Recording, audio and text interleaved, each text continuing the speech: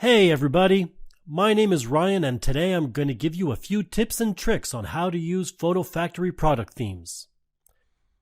I'll show you how you can clean up your template inventory so that you only offer products that are relevant to any given time of the year, as well as how to use these themes to create dynamic links and pages you can use for promotional and navigational purposes.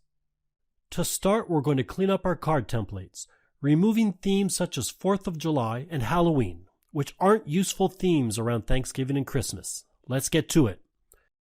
Click on Photo Factory, then on the Publish Templates for all greeting cards. Scroll down to the tags and click on 4th of July/Independence Day to isolate cards that are tagged as such. Once they are loaded, click on Unpublish All and then OK. Since we've unpublished all the 4th of July cards, they will no longer be viewable on the Publish screen. Click on Clear Selected Tags so we can take a look at what's left. We'll perform the exact same task for Halloween templates.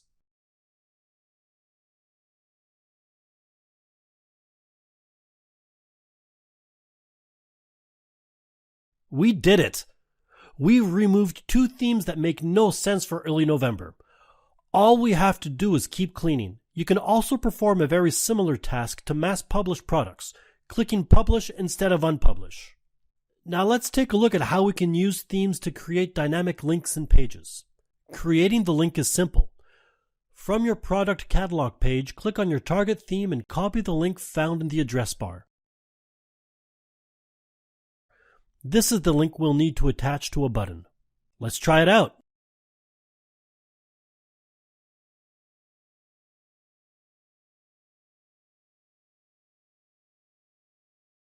And there you have it. We just cleaned up the inventory of greeting card templates and created a link you can use for marketing purposes. I hope you enjoyed this video. Thanks for watching and see you next time. Happy selling!